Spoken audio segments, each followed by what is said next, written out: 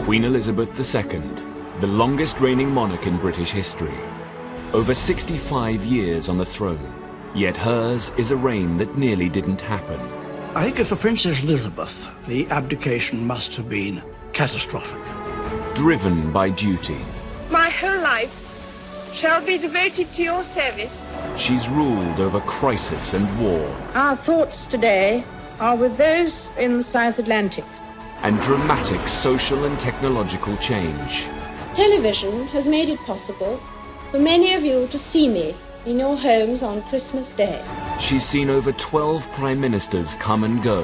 The Queen has a very sharp mind. She's endured the breakup of the Empire and the creation of her beloved Commonwealth. The Queen had an instinct Of what the new Commonwealth was about. Throughout it all, she's been a steadying presence. Yet the most famous woman in the world remains mysterious.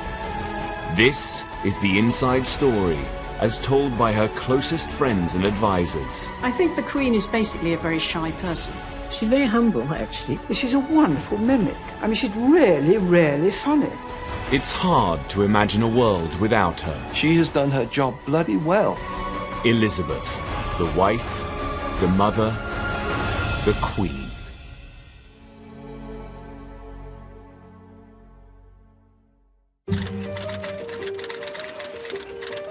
In the late 1950s, prosperity and technology was transforming the world and expanding our horizons. All over Britain, people were embracing new possibilities and moving with the times. Meanwhile, the monarchy seemed stuck in the past. My husband and I... The Queen still moved in an insular world, laden with old-fashioned tradition and formality. She needed to change.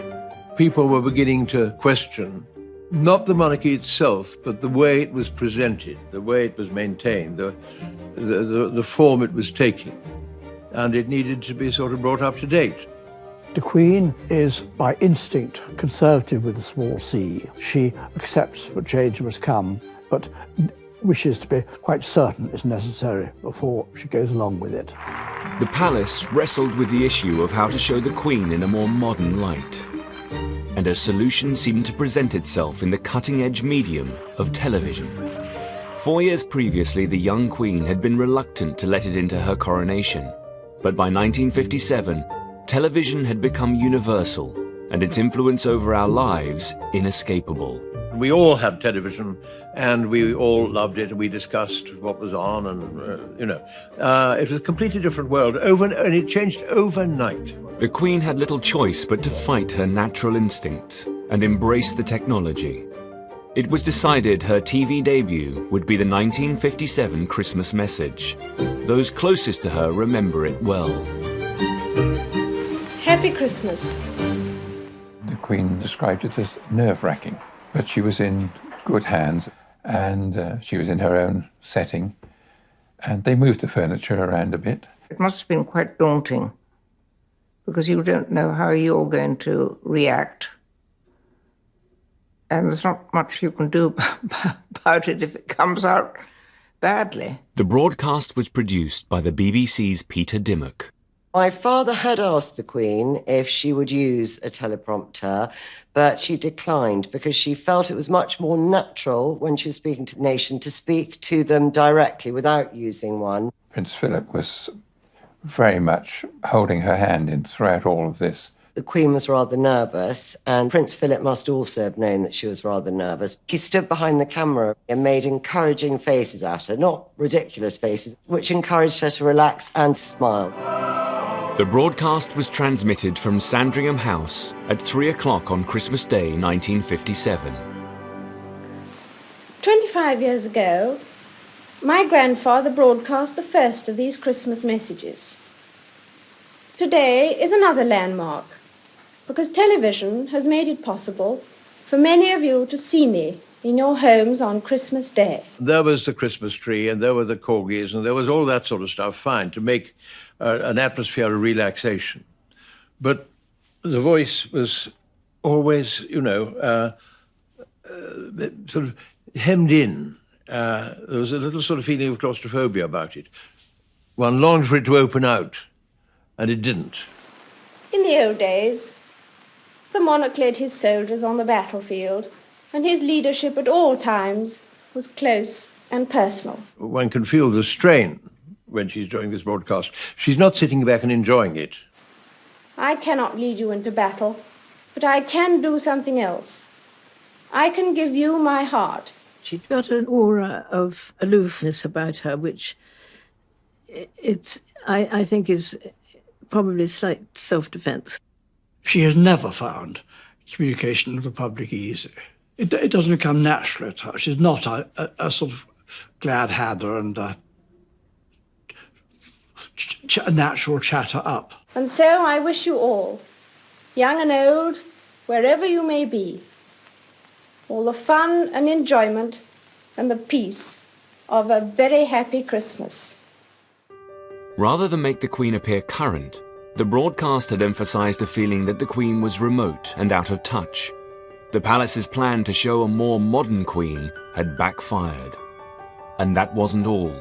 In the same year, the Queen's general manner had come under fire in a very pointed magazine article. Personality conveyed by the utterances which are put into her mouth is that of a priggish schoolgirl, captain of the hockey team, a prefect, and a recent candidate for confirmation. The article whipped up a media storm and became national news. The cutting words had been written by Lord Altrincham, a pillar of the establishment. Most of her speeches would greatly benefit from being more natural. All I would like to see is the Queen's own character coming through. The effect will be terrific. The effect at the moment is, frankly, not terrific. The magazine article caused massive outrage from royalists. Lord Altrincham became a figure of hate and was physically attacked on camera. But in society at large, a less deferential attitude towards the monarchy was emerging. If the court is wrong, or if the setup is wrong, or if the functioning of the monarchy is wrong, you have no choice, much as you may dislike having to do it. You have no choice but to criticize the boss. In the 1960s, television was emerging as a powerful tool to reach out to people, but its effect could be unpredictable, especially for a woman who was so naturally shy. It was a lesson the Queen would not forget in a hurry. The 1960s was a defining decade for Britain. It began to free itself from the shackles of conservatism and embraced a new era of individuality and freedom. The stiff and cautious Christmas broadcast had revealed the gulf between Queen and country. Happy Christmas. It was a concern thrown into stark relief by the very modern behaviour of the Queen's younger sister. Princess Margaret and her closest friends seemed to revel in the changing times. Princess Margaret was the height of fashion, the most exciting, glamorous person in the royal family, without doubt. Dazzling person.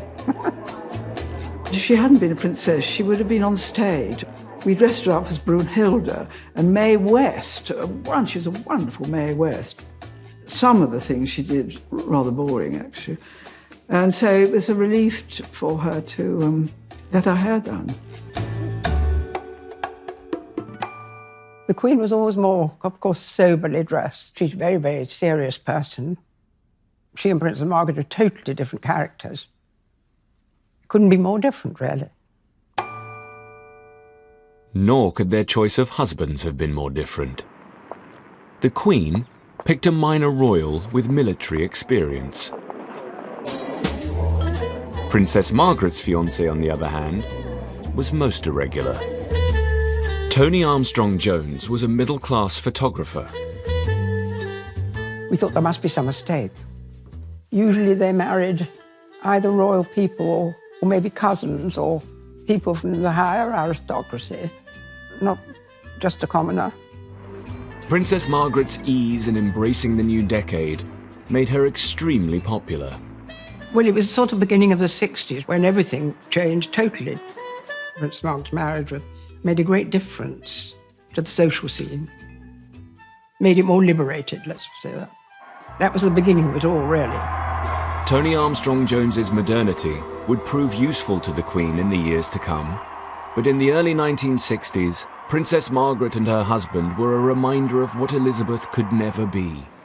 Elizabeth bore the burden of being queen and restricted by royal protocol. She had a much more precarious balancing act to negotiate. Changing of times must be a challenge for any part of the establishment. God, if it gets really out of date and out of touch, then it ceases to be relevant. And in the not so distant future, it will cease to exist.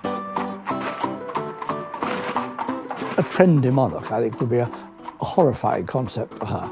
But a monarch completely out of touch who didn't notice that things were changing would be as disastrous. While the Queen was considered out of touch at home, it was a different story on the global stage. The Commonwealth had always been hugely important to her. In her role as its head, the Queen was unhindered by centuries of tradition and protocol. Here she found it easier to focus on the future rather than the past.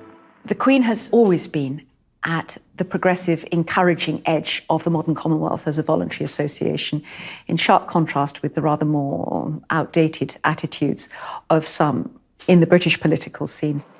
Including her Prime Minister, Harold Macmillan.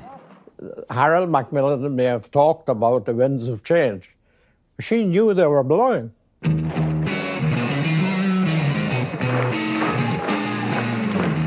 In 1961, the Commonwealth came under threat. The Soviet Union was trying to pick off nations to join their communist cause. And no country was more important to both sides than the leading African and Commonwealth nation of Ghana.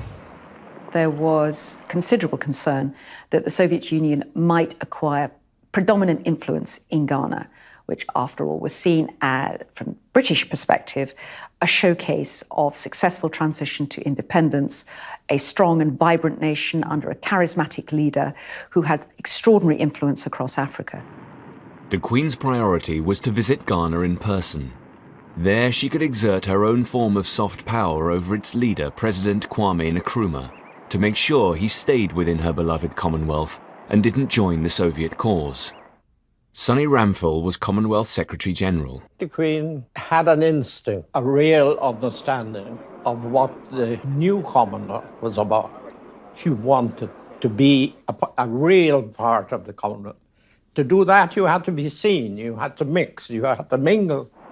But just weeks before the Queen's visit, violent opposition and unrest was brewing in Ghana. The Queen was due, and the idea was to prevent her coming and to say that the country was unstable. They resorted to terrorism. The government discussed cancelling the Queen's trip, but she was adamant she must go. Macmillan wrote in his diary at the time, "She is impatient of the attitude towards her to treat her as a woman, a film star or mascot. She has indeed the heart and stomach of a man. She loves her duty and means to be a queen and not a puppet." The Queen's determination forced the government to concede. The whole of Ghana was lit by her coming. On November the 9th, 1961, the Queen arrived in Ghana. 50,000 Ghanaians were at the airport, led by President Nkrumah. There was, of course, the Ghana Army. Put up an impressive parade. It was big. Up to that point, she'd been a mythical figure to me.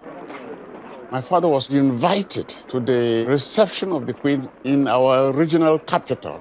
Look at the biggest crowd he'd ever seen. My father said Kwame Nkrumah himself was carrying the umbrella behind the Queen. This old man there said, yes, now I see what she really is. She's not a chief. She is the chief of chiefs. That's why Nkrumah was carrying the umbrella behind her. I thought he put it very neatly. Nkrumah looked up to her as a superior leader. By establishing a personal relationship with Ghana's leader, the Queen had ensured this important country remained a steadfast member of the Commonwealth, away from the Soviet Union's influence. People admired the courage that is called for. Bon voyage, it's time to leave. The Queen is the mainstay of the Commonwealth. If she had not given it her wholehearted support and love, it would have wilted on the vine.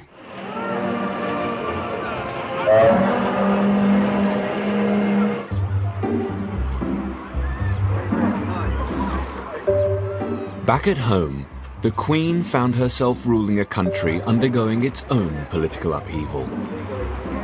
Throughout her reign, she'd held weekly audiences with her prime ministers, and so far they'd been conservative and aristocratic.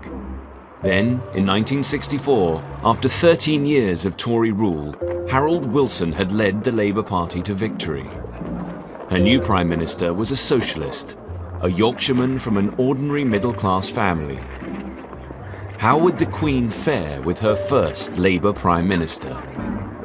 They had a good deal in common, and I think that while it began with him being quite shy, indeed he asked if he could bring his family, his two sons, with him when he was first appointed as Prime Minister to the actual ceremony. Far from that being a drawback, they were grown up. It was an advantage. The Queen has always loved family. And that meant that Harold and she had an immediate basis for, as it were, having a relationship, a friendship with one another. Gradually, the length of time he spent in the weekly audience moved from the traditional 20 minutes, which is all you get if you're an unpopular Prime Minister with the Queen, actually moved towards nearly an hour. And both the Queen and the Prime Minister hugely valued that. My father turned up on one occasion for an audience and found that the Queen was with the very young Prince Edward and was teaching him how to rub his chest and pat his head at the same time. So my father was brought in on the exercise and was asked to join in.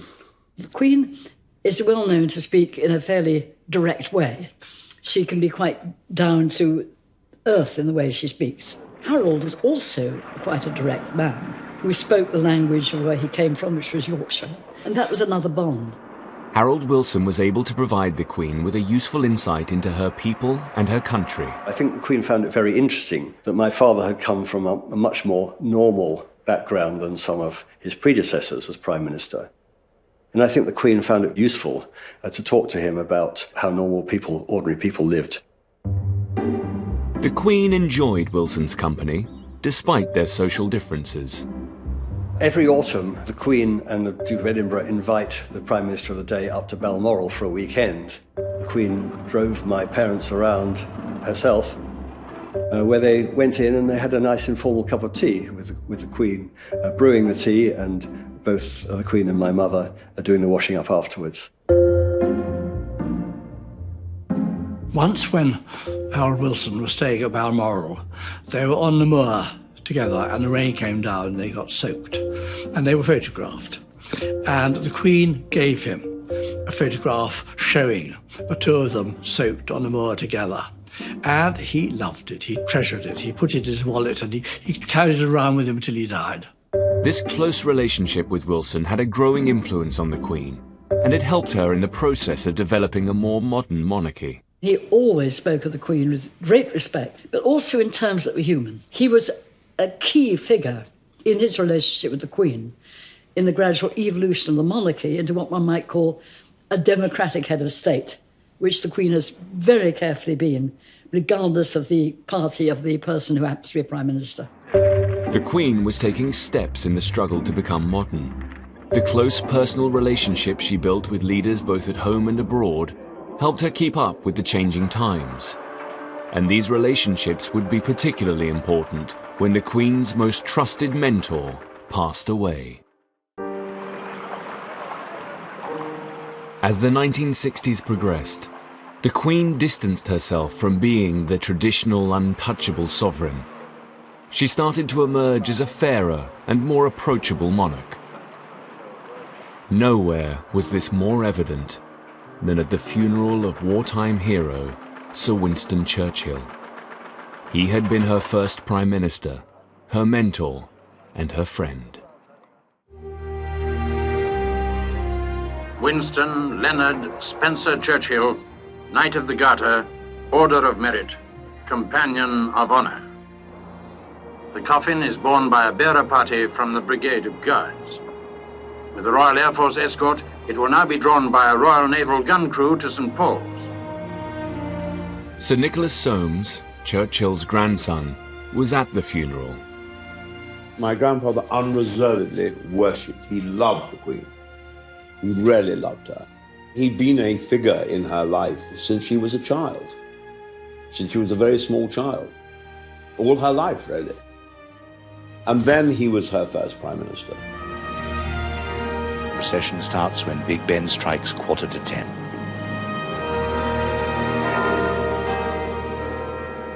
I was 16. I walked in the procession with my father and my younger brother, Jeremy. You see the male members of the family walking, small, sad.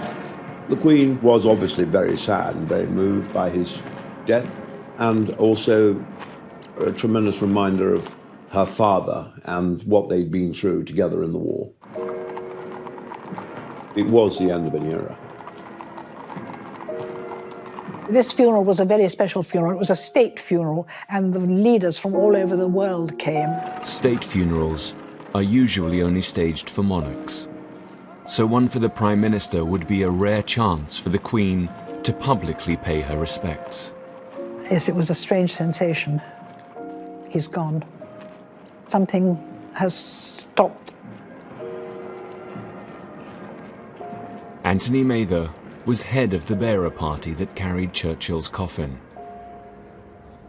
The crowds were 10 deep on the pavements, and the same around the courtyard here in front of St. Paul's. The President of France among the monarchs and other heads of state. Representatives of over 100 countries, of many races and many creeds. The heads of state and members of foreign royal families were here, again in advance. Churchill served the British Crown during the reigns of 6 monarchs. The close bond between the royal family and their most faithful servant is at the very heart of this ceremony today. The Queen will normally arrive last at any event and will usually leave first. This occasion, it was different. She arrived before the coffin and before the Churchill family, and indeed left after both of them. The Queen had made the decision to put her royal privilege aside and bestowed the honour of arriving last to Churchill's family and his coffin. The Queen waives her right to be the last to enter. This privilege is accorded to the Churchill family. It is absolutely exceptional, if not unique, for the Queen to grant precedence to anyone. So for her to arrive before the coffin was, before my grandfather, was in itself, I think, a beautiful and very touching gesture.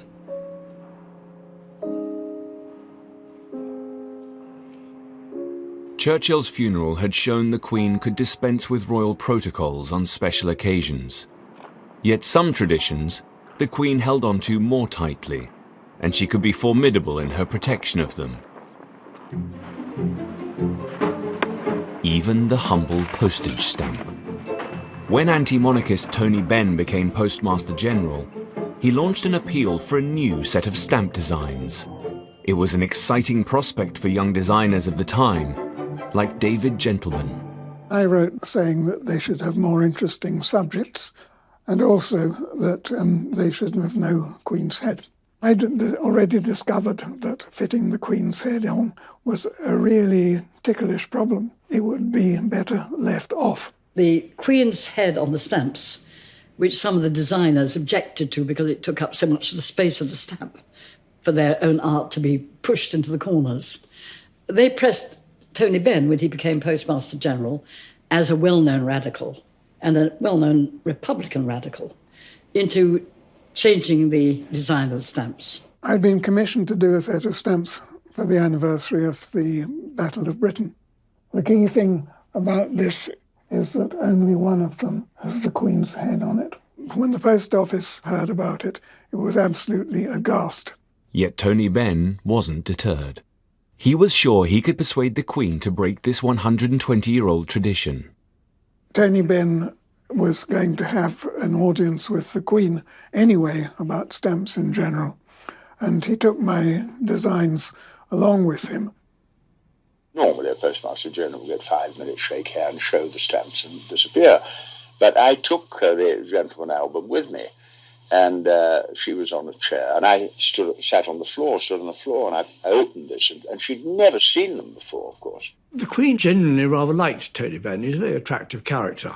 But I think she undoubtedly felt that he was a somewhat dangerous one, a slightly maverick figure, and viewed with some suspicion any idea which he was identified with.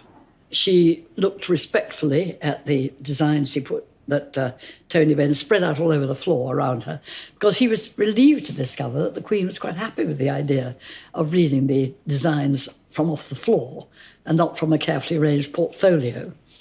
And so he was very happy. He left the palace in a euphoric state of mind, thinking that he had won this great battle.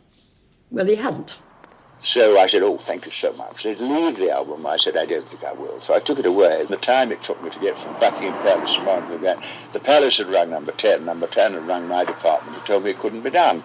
Tony Benn had seriously underestimated the Queen's readiness to change this particular tradition.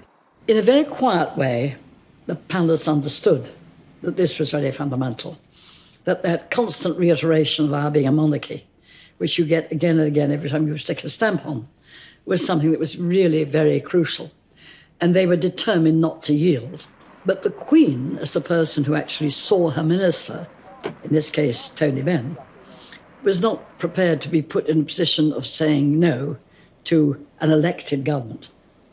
What then happened brilliantly, I think, was a very clever compromise. The silhouette of the Queen's face, or the Queen's profile, which now appears on all our stamps, sometimes in black, sometimes in gold, but always there, very small, but clearly present. Since then, the design of British stamp has been fantastic. The Queen understood the importance of royal symbols. Yet her role wasn't only symbolic. As an increasingly modern Queen, there were times when a more personal approach was needed. Never more so than during a national disaster. Death is no stranger to the mining communities of Wales. They've had to make a place for it in their philosophy. But a disaster such as this is beyond any limits of experience or acceptance. At 9:15 a.m. on the morning of the 21st of October 1966, the Welsh mining village of Aberfan suffered a terrible tragedy. Then 23 years old, medical student Mansell Aylward was one of the first on the scene. I arrived in Aberfan just before 10 o'clock. All I could see was these huge swathes of what looked like lava.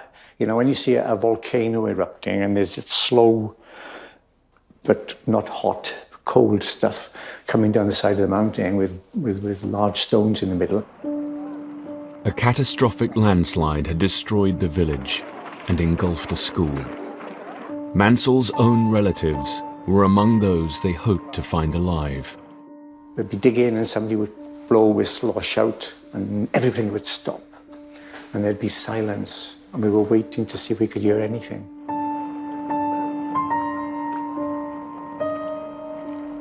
A shout went out that they'd made a cavity into one of the classrooms. So I got in and we expected, therefore, we will find people who are alive. But when I got in there, that was the thing that affected me for a long, long time afterwards, you know.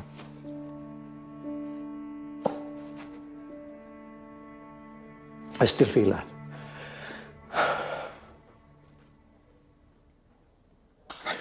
Rows of dead children sitting in their desks. I don't want to go into any great detail because I know the parents of those children are still alive, some of them. And to make matters more emotional, their teacher was in front of them, dead, with his arms out, you know, trying to protect them.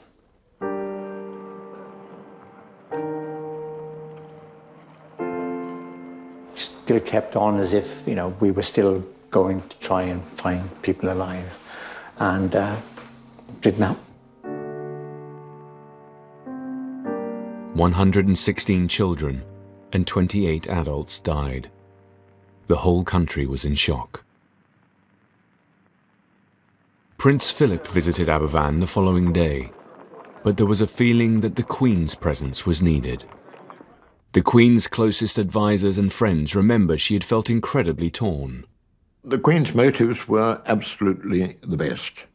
She did not want to go there and distract the attention of those who were still trying to find living children under this awful mudslide. Because nobody doubts how she would be feeling. And if you'd lost a child and she suddenly appeared, you wouldn't appreciate it really, would you? I don't think I would, anyway. The Queen was also struggling to manage her own emotions. She seems in some way to feel things too strongly, as if she'd rather run away from it. If you're Queen, you have to be able to contain yourself. I mean, we can all burst into tears whenever we feel like it, however embarrassing it is, but that's something they simply cannot do. Is that inherent in her nature? Is it something she has cultivated along with the stiff upper lip? We know that she has talked to friends about her words being inadequate in a really tragic situation like that. It must be impossible. I don't know how they do it, frankly, because they have emotions like we all do. It must be very, very hard. 8 days after the disaster, the Queen visited the destroyed village.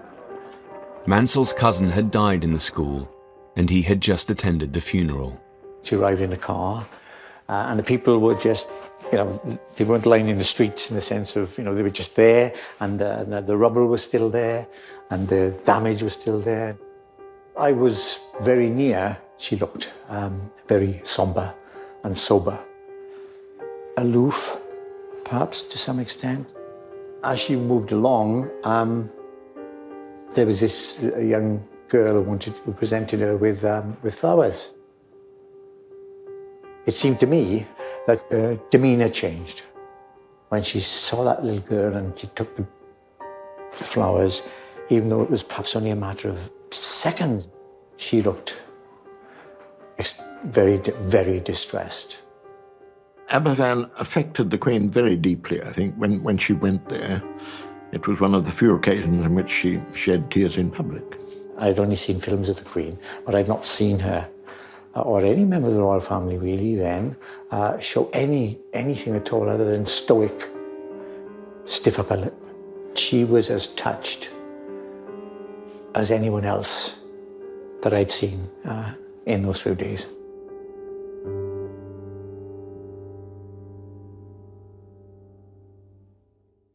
I think she felt in hindsight that she might have gone there a little earlier.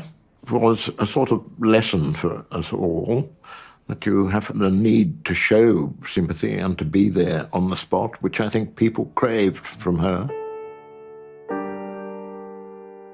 Showing her human side at Aberfan had made the Queen seem less remote.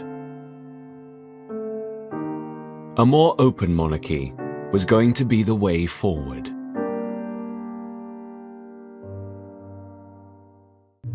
Although the Queen had shown that on occasion she could connect with her people, her public image still remained largely formal and conservative. It was an impression her advisers became determined to change. And by the late 1960s, it became clear to most of them that their most powerful tool would be the press. Well, Richard Colville was the first press secretary that the Queen had. And I think it's probably true to say that he and the press didn't always altogether get on. In fact, we always used to call him the abominable no man because he said no to everything that was suggested. He saw his job, I think, as keeping the media at bay a bit on behalf of the Queen. This was not really good at a time when things were changing in society. The monarchy's like justice. It's not only got to be done, it's to be seen to be done. In 1968, the Queen replaced Commander Colville with an Australian, William Heseltine, a risk-taker who would transform the Queen's image. Well, thank you very much. That's a flattering sort of thing to say. I was a little bit more sympathetic to the media and their wish to know a little bit more about the Queen and Prince Philip as people. It was certainly my own feeling that there was room to move a little bit more towards the idea of access and the presentation of the Queen and members of her family as warm human beings. Heseltine proposed the Queen be subject of an observational documentary. It was considered a radical idea. For the first time ever, the private life of the sovereign would be documented and shared with the country. Do you wish we haven't let the puppies out in the snow? Yes, try. Yes, try. No, we must. Mummy, my puppy. Well, we'll see if she's allowed out in the snow. Cameraman Peter Bartlett filmed the off-duty Queen and her family for almost a year. Right from the start, there were absolutely no restrictions. Nobody ever told me to say, that's you're too close, come away, don't stand there, don't do this. Jump! Jump! She got used to me being around with a camera much quicker than she got used to the idea of there being a live microphone. Up until then, everything that the Queen spoke was scripted. How's her big ears and her big paws? She's a lovely big tubby lad, this. Except you are making a fair old mess of my jacket. Aren't you? I don't think Prince Philip liked it very much. He approved in theory of the project, but when it came to the actual experience of having these people about him, he was a little impatient about it. But the Queen was wonderful about it. We filmed all sorts of things. One of them was the Queen taking Prince Edward into the village in Balmoral to buy an ice cream. We got into the shop, got the ice cream, but the Queen doesn't carry any money. And I'm here to tell you, she still owes me £0.50.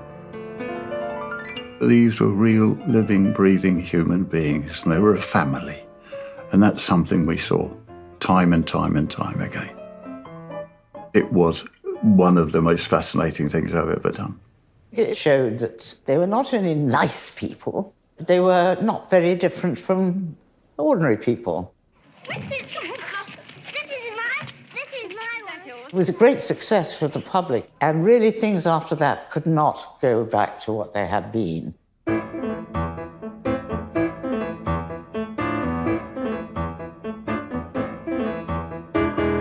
But the documentary was not a great success with the old guard of royalists. With monarchs, you want to feel there's a mystique, there's a mystery, there's something above all that, you know. And I don't necessarily want to see them barbecuing sausages by the, or flicking away mosquitoes. That's not what monarchs do. I mean, I know they do, but if you see what I mean, they don't.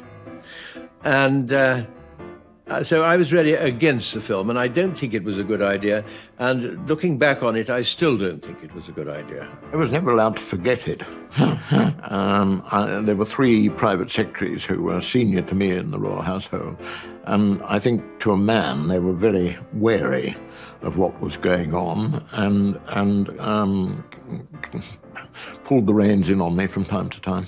I think he really knows it better than anybody.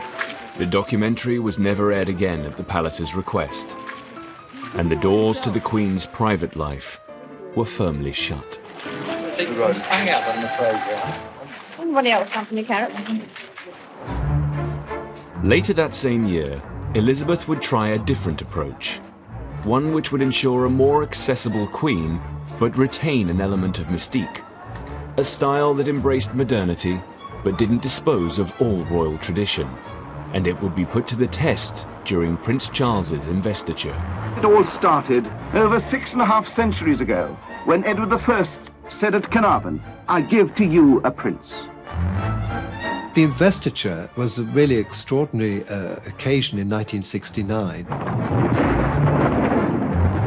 And it was a sort of strange pseudo-medieval ceremony. A descendant of the blood of the ancient Welsh dynasties, even of the great Llywelyn. Princess Margaret's husband, now Lord Snowdon, was responsible for modernising this archaic event. Lord Snowdon, Constable of Carnarvon Castle, offers the key. And Dame Gillian's husband was the Garter King of Arms, organising the ceremonial elements. Lord Snowdon invented a new uniform for himself. It was green. He was quite a small man, and he came to be known rather unkindly as the little green elf. Full television coverage would be critical to ensure people felt a part of the ceremony. The ceremony was designed for television. The canopy was on the dais was transparent so that the cameras could see through if they needed to. The design of the ceremonial garb was modern and cutting edge, including the coronet. Lord Snowdon wanted something that was different and younger and sparkier, and so this crown has got spikes sticking up, and it just isn't, it's just different. I've never seen it worn again. I don't know if it ever will be. The coronet for sovereignty. It was a very innovative, modern design and didn't really relate to any other coronet that had been made before. The coronet itself was designed by Louis Osman. The rumour was that there was a ping-pong ball inside the orb on the Prince of Wales coronet. I know it's absolutely true. There is a ping-pong ball inside the coronet. When you peeled away the gold, you could see the name Helix actually on the gold and the ping-pong ball, which sort of great hilarity. I think it's absolutely lovely. It's sort of a reflection of the 1960s where anything goes. The ceremony was watched by 500 million people worldwide. The public, they always enjoy these royal flummeries, you know. It's quite fun. They liked it. In a way, it was important that the royals did that because it did make ordinary people feel part of something bigger than themselves. And what does this all mean? Is it just an out-of-date, meaningless formality? Or has something important happened? It was wonderful. It was exciting, it was stimulating, it was fun, and it was a mixture of the old world and the new. Still at Carnarvon, it has been an impressive and a moving day. Although the Queen's previous attempts to connect with her public had been met with varying levels of success, the investiture was a victory. I thought it was wonderful. It brought out the great romance of Wales. It did an immense amount of good to the monarchy, and it was a tremendous success. In the 1970s, Britain was going through tough times. The winter of our discontent. The days of the Empire were long over. Even the gravediggers went on strike. And Britain was no longer the global superpower. We were just one of many. I think people are getting to a stage of feeling a failure after having been such a great power in their own right. The Queen would have to play a part in leading the country through this turmoil and help establish a new, more positive Britain. But as she approached 50, her popularity was waning. The problem for a monarch is that everyone likes a very young, glamorous monarch. Everyone likes a very old, supposedly wise monarch. But there's a period in between in which people get rather bored of the monarchy. But in the 1970s, being glamorous was not the Queen's priority. It was to provide the country with a sense of stability. She would start in 1972 by showing her support for Britain's entry into the European community with a visit to France. From Paris, it was en temps cordial all the way of the state visit by Her Majesty the Queen and Duke of Edinburgh. With the European Common Market just around the corner, the tour should cement our trade and friendship even more. Yet throughout her 5-day visit to Paris, the Queen had another, more personal matter on her mind. Her uncle, the Duke of Windsor, was dying from throat cancer. Confined to his home in Paris, he was hooked up to drips and bedbound. The Queen would visit the Windsors' home to say a final goodbye. But first, she had to make small talk with the woman reviled by many in her family. She called in and had tea with the Duchess of Windsor. The dogs jumped up, which rather annoyed the Queen because the Queen doesn't like badly behaved dogs. And they talked about anything and everything except the one thing that was on everybody's minds: the poor man dying in his room upstairs. Riddled with cancer, the Duke's strength was fading. The Queen went up to see the Duke of Windsor. With great difficulty, he rose from the chair to give his bow, because after all she was his queen now, as well as his niece, and it meant a great deal to him that she paid him this final courtesy.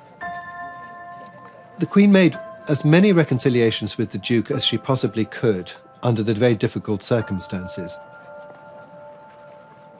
10 days after the Queen's visit, the man who almost destroyed the monarchy died. It was the end of one of the most difficult chapters in royal history. The Duke's body was flown back to Britain.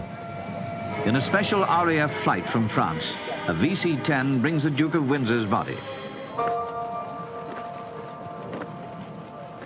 2 days later, Wallis, the Duchess of Windsor, arrived in a frail state in London for the funeral. Her presence would have to be managed with extreme care. The American divorcee had been the reason the Duke had abdicated 36 years ago, leaving the Queen's ill-prepared father to take over as king. Elizabeth's mother had never forgiven either the Duke or the Duchess. There was always going to be a bit of ill feeling, I think, as Queen Elizabeth, the Queen Mother, was concerned. It suited her very well, I think, to consider that the Duchess of Windsor had sort of stolen the king and that she was a very evil woman. Overcome with grief and all alone, the Duchess was in a fragile state, and the Queen stepped in to ease the situation. It wasn't, of course, easy because they didn't really know her, and the Duchess was very nervous of the whole business of coming over. She was so kind, the Queen. She is so kind. She looked after her and had her stay with her at Buckingham Palace and made sure that she was happy and comfortable and had the food she wanted and things like that. Hugo Vickers was amongst the mourners at the Duke's funeral, where the Duchess was extremely distressed. The Queen was very solicitous to the Duchess and helped her find her place in the hymn book and so forth, and generally looked after her during the service. She made it as easy as possible. More than that, the Queen soothed old tensions and brought her mother and the Duchess together. When the Duke of Windsor was being buried, the royal family went down with the Duchess of Windsor, and Queen Mother came as well. She wasn't meant to originally, but she decided to come, which was a huge, huge reconciliation. The Queen went even further and asked the Duchess for her final wish. After he'd been put into his grave, the Queen asked, which side of him do you want to be buried on? On one side of the grave, there is a plane tree, and the Duchess thought, well, I was always rather in his shadow during my lifetime, so that would be the side for me. Also, she used to collect the leaves of the plane tree which used to fall in her garden and place them on her dressing table. And she thought, well, no one's ever going to put flowers on my grave. So it would be nice if the leaves of the plane tree fell onto my grave. And that's the side she was buried on in 1986. The Queen had helped heal a wound that had festered in her family for decades. And this ability to lead the way through turmoil and strife would be tested over and over again throughout the 1970s.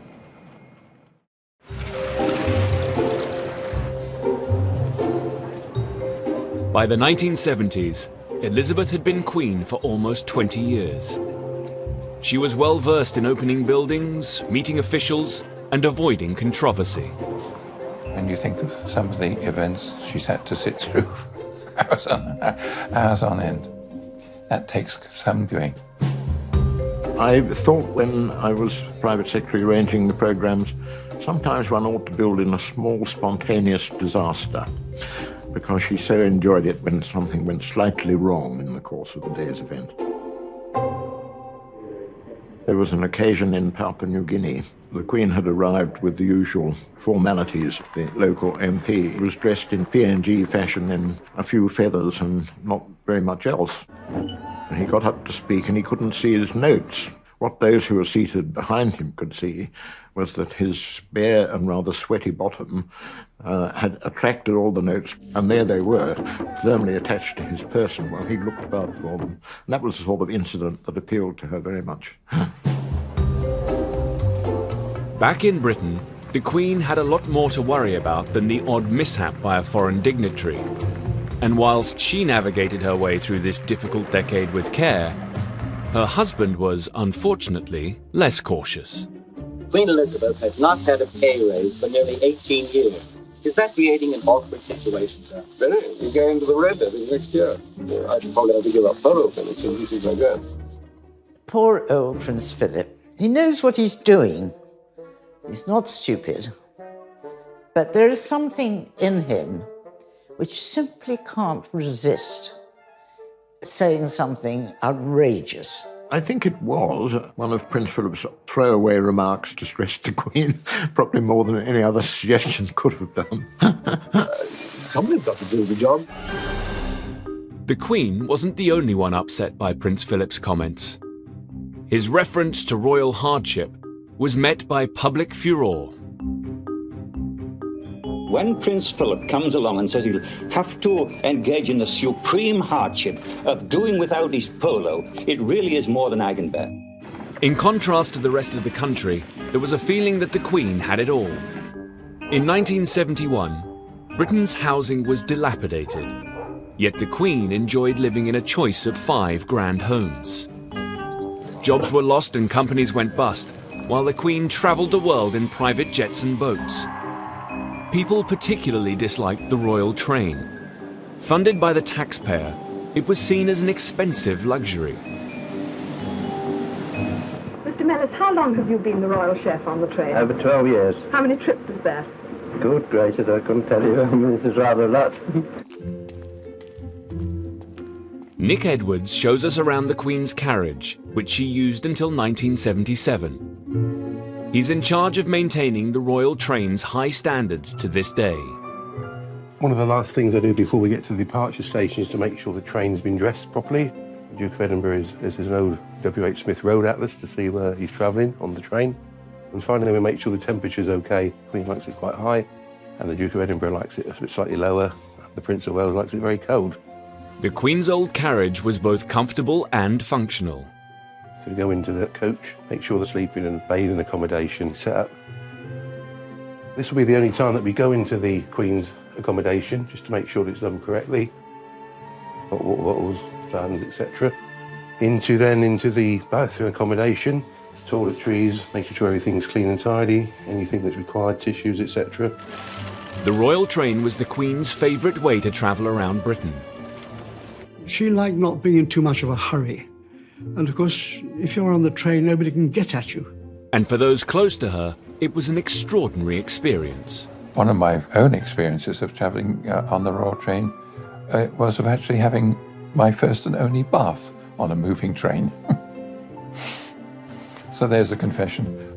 For the public, the royal train, with its custom-built carriages, dedicated staff and meticulous preparations, was an indulgent luxury, which they were paying for. The people of Britain have paid for the running of the monarch's household, close family and official duties for the past 200 years. This money is called the civil list and is set at the beginning of the monarch's reign. In 1952, Parliament decided that Her Majesty should have a sum of £475,000. Since then, the cost of living index has indicated a huge increase in all costs. By the 1970s, the Queen was struggling. The civil list had been hit hard by inflation. The cost of everything in the country in those 20 years had gone up enormously. By 1971, the Queen's finances had reached crisis point. And to continue in her role as head of state, she reluctantly went to Parliament to ask for an increase to the civil list. Neither the palace nor the government liked going back to Parliament for more money for the civil list. It didn't go down well. A cross-party select committee was set up to look into the matter. Well, it was a political hot potato. It was a thing that needed to be shepherded through quite gently. Some MPs were appalled and described the request as the most insensitive and brazen pay claim made in the last 200 years. There ought to be a cost-benefit analysis of the royal family expenditure on income. Since a civil list was a civil list, it's always been for the duration of the reign, however long. Thank you both very much. The inquiry would become the biggest investigation into the value of the monarchy of the Queen's entire reign. A 264-page report was compiled. the public needed to be convinced that this wasn't just a pay rise to the Queen. It was money that was spent on public duties that the Queen performed in the national interest and not private fripperies. And so, without any fuss or bother, the palace showed them the books, as it were. How much was spent on entertaining, visiting heads of state? How much was spent on travelling around Britain? All the sorts of things that you see being done. Everyday expenses, you might say, absolutely essential. Including £1,455 on newspapers and £7,217 on laundry. There had never been such detailed exposure of the way in which money provided under the civil list was used. This really was a groundbreaking exercise. After 6 months of deliberation, Parliament agreed to increase the civil list to £980,000. But not before questioning whether the Queen's mother, husband, daughter, cousin and sister also gave value for money. One person in particular was hotly debated. Some people criticised Princess Margaret and felt that the money that, taxpayers' money that went, was more than was necessary for her public duties. The suggestion that Margaret stop receiving funds sent shockwaves through the family. The idea of Princess Margaret, say, the Queen's own sister, getting struck off the civil list was certainly totally unacceptable to the Queen, and a Louis XIV moment when she just stamped her foot and said, "Margaret's my sister." No, the Queen stuck by her. The Queen won this battle, and Margaret remained on the civil list. Elizabeth was fiercely protective of her younger sister. And that protective attitude was about to be called on again, when Margaret became the prime target of the press. In the 60s, the readers would want total respect and gushiness about how radiant the Queen was looking. And the only thing that the press secretary did was hand out descriptions of what the Queen was wearing, as if we were blind. But by the 1970s, the old respectful relationship between the newspapers and the royal family was over. The hard times of the early 70s extended to Fleet Street. The newspapers were fighting each other for survival. It was dog eat dog, and into this situation comes Rupert Murdoch. Murdoch had bought the Sun newspaper and led the way in setting the tone of the new style of tabloid press. Murdoch, of course, changed everything. And one of the things that he specialised in was being cheeky to the royals. And everybody loves gossip. He just saw how royal stories could sell newspapers. Just as he exposed women on page 3 in other parts of the paper, he took to exposing the royal family in another way. The new hunger for scandal and gossip served only to exacerbate a difficult situation in Princess Margaret's private life. 10 years after she had married photographer Lord Snowdon, their relationship was on the rocks, and Fleet Street was awash with tales of extramarital affairs. People knew all about the rumours of her having affairs, and it was partly because she looked like a woman who'd be having affairs. But there's always denial. What did she say about the rumours? We didn't talk about that at all. Not at all. It was very awkward for the Queen. She realised that Princess Margaret's marriage was pretty difficult. And so she sort of stepped in. Children used to go and stay with her a lot and did our best to make it better for Princess Margaret, I think. The situation became increasingly difficult when Lady Glenconner and her husband introduced Margaret to a man 17 years her junior, Roddy Llewellyn. I remember being on the doorstep when Colin drove back, and Princess Margaret and Roddy were sitting in the back seat, more or less holding hands, and I thought, heavens, what have we done? Roddy Llewellyn was a nice, dim gardener, but he came from quite a good family. Anyway, she was having it off with him. In an effort to keep their affair under wraps, Margaret and Roddy spent time together on the private Caribbean island of Mustique. It was a bolt hole, let's say. You know, she adored it and went there whenever she could.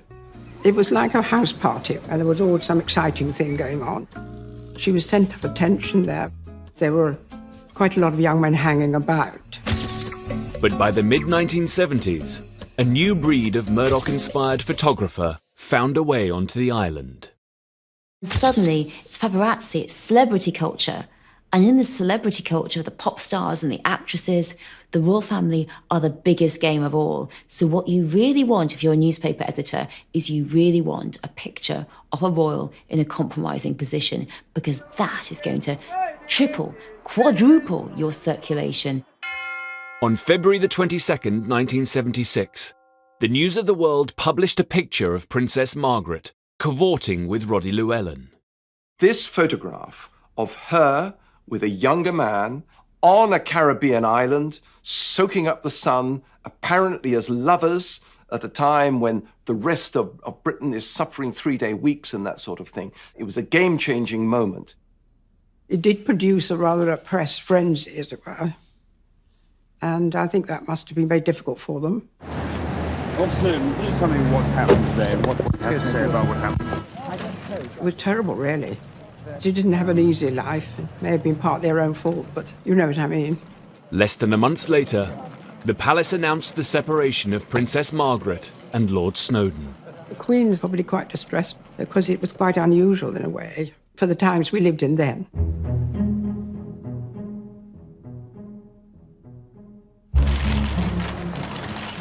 Princess Margaret's love life had been a matter of distress for the royal family right back to the 50s. The royals did not get divorced. The royals were perfect. The royals didn't have marital problems. They were the fairy tale. That was the idea. And affairs and divorces and being exposed, scandal in the newspapers, it pretty much brought them down to everyone else's level. The fact that there was a divorce did change a lot of things, because if you remember, people who were divorced weren't allowed to, go to the garden party. They weren't allowed into various bits of royal ascot. You weren't allowed as a divorcee near the royals. Well, of course, when the Queen's sister divorces, so they had to forget about all that. It changed a lot of protocol. Divorce from the early years has been the bugbear of the Queen's reign, from the abdication through Margaret. Yet the Queen was torn. Margaret's happiness was also very important to her. It was difficult with the Queen, and I felt rather guilty always, having introduced Roddy to Princess Margaret. But after Princess Margaret's funeral, the Queen, she said, I would just like to say, Anna, it was rather difficult moments, but I thank you so much introducing Princess Margaret to Roddy, because he made her really happy. Margaret's love life shattered the image of a stable and loyal royal family. And that, combined with the outcry over the Queen's finances, was making this the Queen's rockiest decade yet.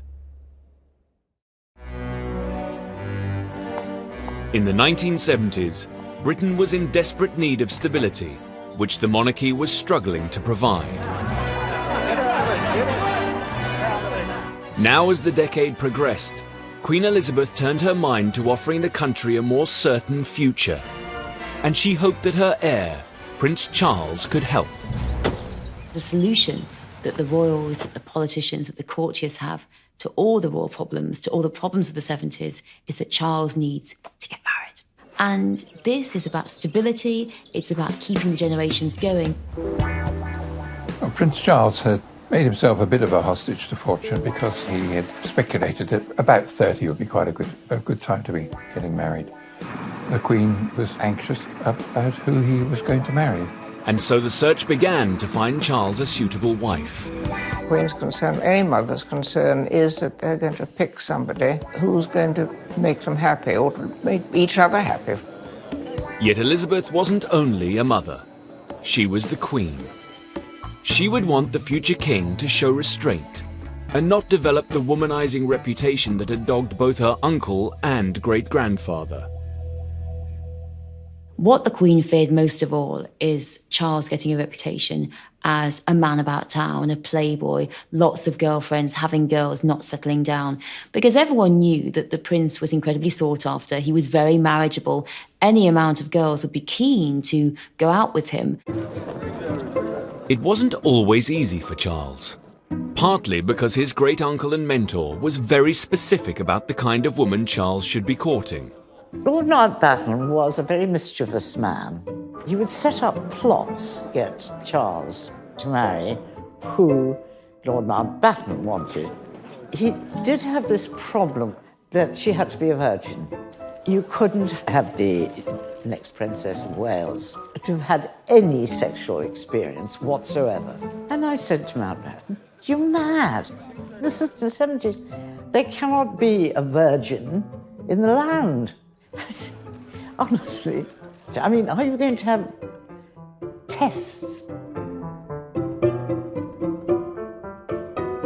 The palace fear was that if she wasn't a virgin, there would be forever scores of ex-lovers, coming out, and generally making it all rather sad and tacky.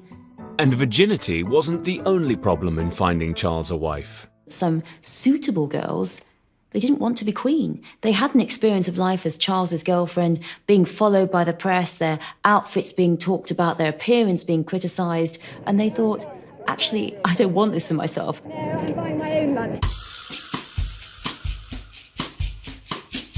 The new media had created an insatiable hunger for gossip, and interest in Prince Charles's love life became a global phenomenon.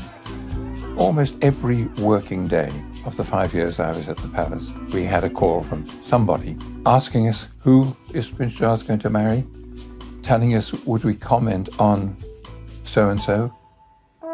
There was this absolutely unending interest. There's obviously going to be particular attention to the heir to the throne. Wherever he went, whatever he did, there's going to be a camera or somebody to pick up something he might have said, or going to somebody, did he say this? There's always a picture of him. And even in Australia, when he came out of the sea, there was a girl chasing him and trying to kiss him. It never stopped. Much to the palace's disappointment, the 1970s came and went without even an engagement.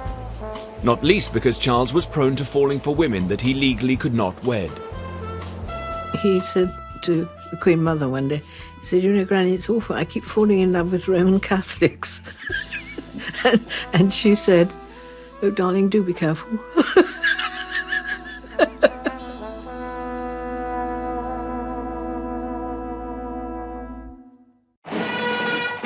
Unable to use her heir's marriage to provide Britain with a more certain future, the Queen fought harder than ever to help calm what was an increasingly divided country.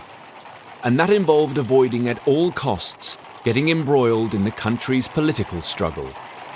They've searched the cellars at every opening of Parliament since the Guy Fawkes plot of 1605.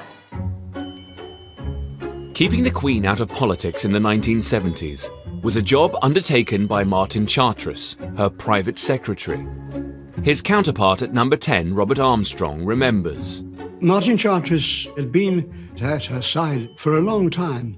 He was devoted to the Queen. He used to say he was in love with her, but I think that was an exaggeration. But he was clearly very fond of her, and I think she had a trust in him and an affection for him, which was probably unique. We had become really very good friends. Each of us understood what our role was, protecting the Queen's interest, trying to make sure that she was not drawn in politically. The risk was that she might be called on to use her reserve powers, which allowed her to personally dissolve Parliament and appoint Prime Ministers. But it's the form of power, rather like a nuclear weapon, that never, ever do you really want to use it. The Queen preferred to avoid making political decisions and instead followed the recommendations of her Prime Ministers and the democratic will of her people.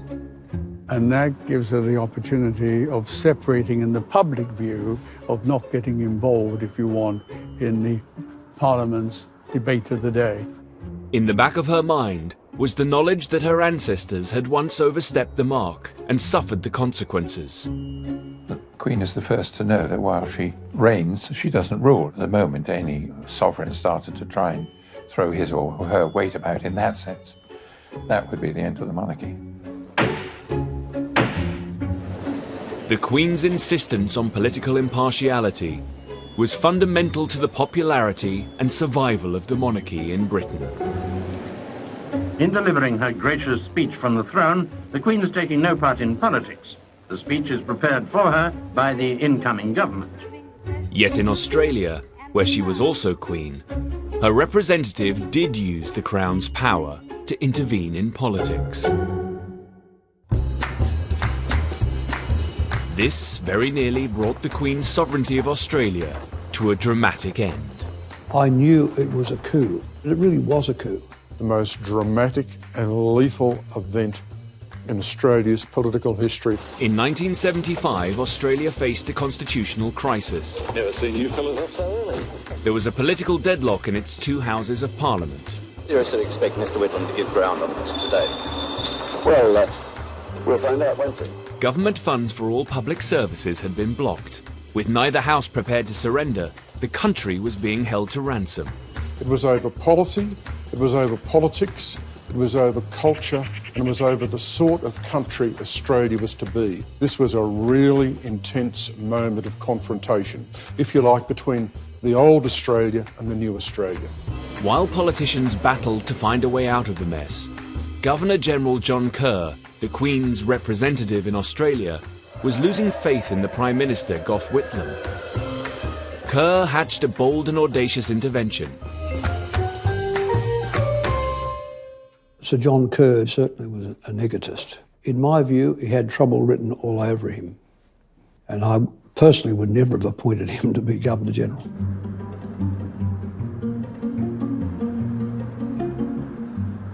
This is the Prime Minister's office.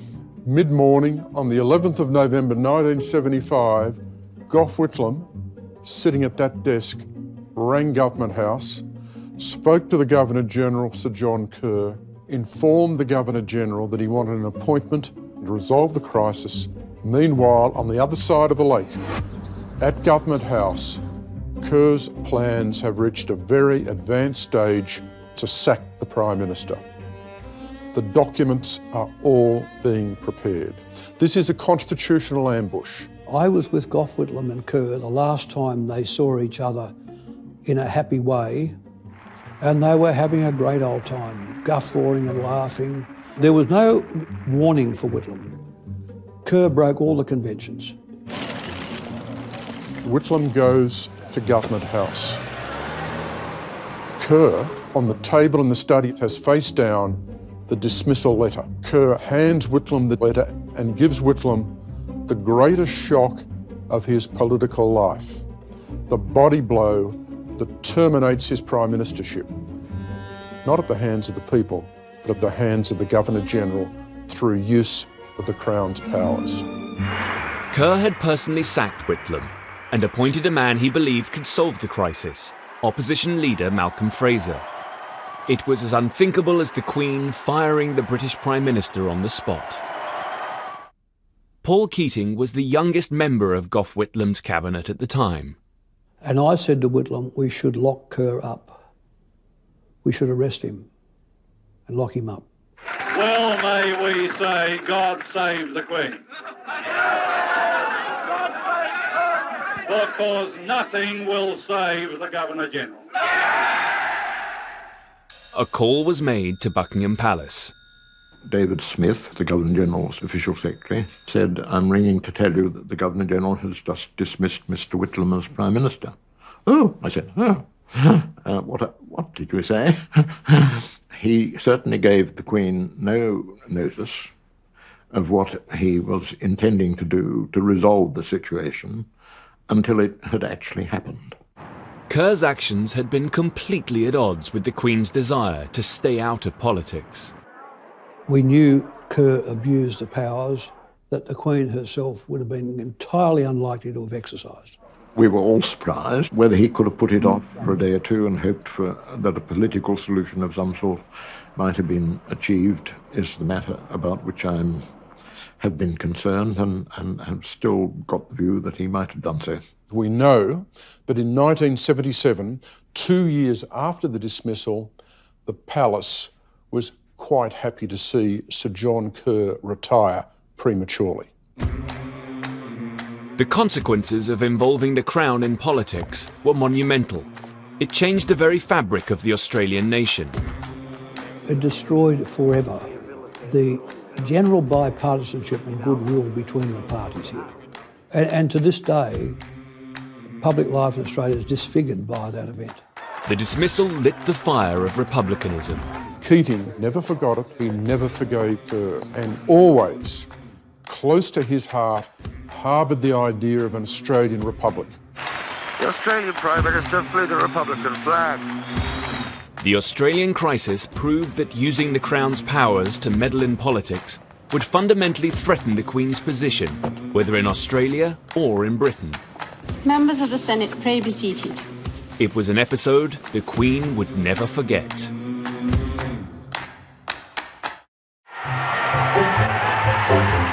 The golden day for the Silver Jubilee. In 1935, the Queen's grandfather, George V, had enjoyed a jubilant year celebrating the 25th anniversary of his reign. But in 1975, as Elizabeth approached her own Silver Jubilee, Britain was still in the midst of a recession. This was not a time for lavish festivity. The feeling was that the Queen's reign should be marked by a single day of modest ritual. The Queen herself was very anxious there should not be any undue expenditure on it. Jim Callaghan, who was the Prime Minister at the time, took the same view that, of course, there had to be some marking of it, some celebration of it, but not at too great an expense. Then in 1975, the Evening Standard published a letter that turned the tide. It called for a Royal Jubilee Festival full of fun, froth and splendour, and received 250 letters of support. It's a marvellous letter, saying in practice that, despite everything, aren't we fortunate in having a Queen and what the royal family means to this country and our history and what we should be proud of and so on and so forth. And that really sort of got people really sort of talking as to whether we might try to have a crack at putting it together. The Silver Jubilee could be an opportunity to get Britain out of the doldrums, bring people together and unite them across their differences. 2 days later it was official. The country was going to celebrate, but not at the cost of the taxpayer. Lord Stirling was put in charge of persuading private investors to foot the bill. In those days, many of our biggest companies were headed by people who'd served in the last war and had a great feeling, obviously, for the defence of the realm and indeed, of course, for the role of the Queen. So the head of a company would sort of say immediately on the phone, great idea, we're behind you, with pleasure, and we'll send you over a cheque. Within about 48 hours, I realised I was on a home run. With the funds secured, the Jubilee Committee spent the next 2 years planning what would be the greatest celebration of the Queen's reign. And there, in letters of fire, E to R. On the 6th of June 1977, Elizabeth braved the elements and officially launched her Silver Jubilee, lighting the first of over 100 beacons that blazed across the country. The bonfires were a way of bringing the whole country together bit by bit by bit, with the Queen right at the centre of it. The beacons were followed by extravagant firework displays, concerts and parades. The Queen was absolutely stunned, amazed by the reception that she got throughout the country, England, Scotland, Wales, Northern Ireland. She said that she had no idea that this would happen. When she smiles, it's extraordinary. She has a most amazing smile, which lifts everybody. But the real success of the Jubilee lay in the 12,000 street parties held across the country. When everything else seemed to be black and strikes and interest rates and what the world thought of us, etc., those street parties were really quite special. I mean, we love a knees up. Every now and then, the country needs to have some sort of reason for celebrating. Street parties were thrown even in the more divided communities. In 1977, Anjula Devi and her family lived on Northcote Avenue in Southall, London. We were the only Indians on the street, and it was very bizarre, a little bit frightening. We did feel a little bit isolated. Mostly we stayed in the back garden, hardly ever played in the front garden.